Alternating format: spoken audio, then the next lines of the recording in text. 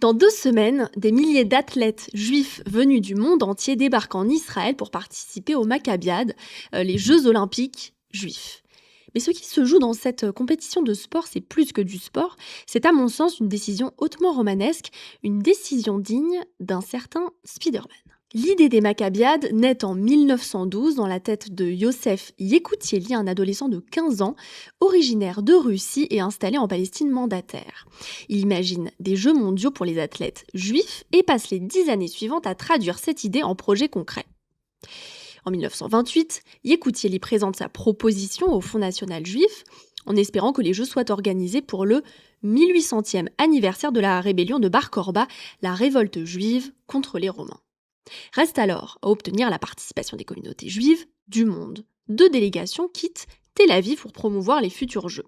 L'une rejoint Anvers à vélo en 1930, l'autre Londres l'année suivante.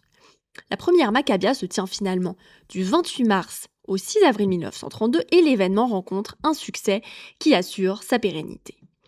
Modeste en apparence, ce geste est révolutionnaire et fait écho à celui du personnage de Miles Morales dans Spider-Man. Alors si vous ne connaissez pas, je vous recommande chaudement la saga Spider-Verse et pas seulement pour la qualité du travail d'animation. En gros, Miles est un adolescent de Brooklyn qui devient Spider-Man à travers le parcours initiatique classique qui comprend l'épreuve du deuil et de grandes responsabilités. Il découvre que chaque univers présente en fait son Spider-Man, contraint lui aussi de faire face à une épreuve clé. On a donc des variantes de Spider-Man qui parfois est une femme, un jeune indien, un cartoon, et bien sûr des variantes de cette épreuve qui demeure inévitable.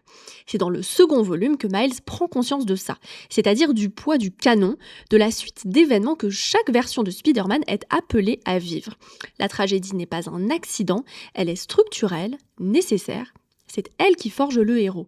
Et quelqu'un qui ne se plierait pas au canon déstabiliserait non seulement sa propre histoire, mais aussi l'ordre du monde.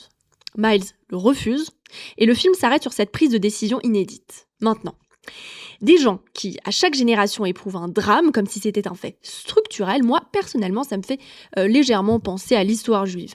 Or, pour un juif, l'ordre du monde s'est apparenté à une suite de difficultés toujours assez similaires. Passer d'un pays à l'autre, fuir les persécutions, baisser la tête, bref, toujours un peu la même salade. Et puis tout à coup, pour reprendre les mots de Miles Morales, on fait notre truc. Coup de théâtre, les juifs se ressaisissent de leur histoire. Et les Maccabiades constituent une étape forte de ce renversement, une rupture radicale avec ce qu'était leur vie jusque-là. Parce qu'organiser ces jeux, c'était célébrer la santé et la force de vie du peuple juif. Comme Miles, qui refuse ce qui doit être sous prétexte que ça a toujours été comme ça, le peuple juif fait son truc, lui aussi. Truc dont la version définitive sera Israël, mais qui s'incarne déjà dans les premières Maccabiades organisées au XXe siècle. Le dernier film de la saga Spider-Verse sort dans 1 an exactement. On attend de voir ce que génère l'émancipation de Miles, mais on peut s'attendre à ce que ce geste ouvre un horizon d'immensité, du niveau des Maccabiades au moins.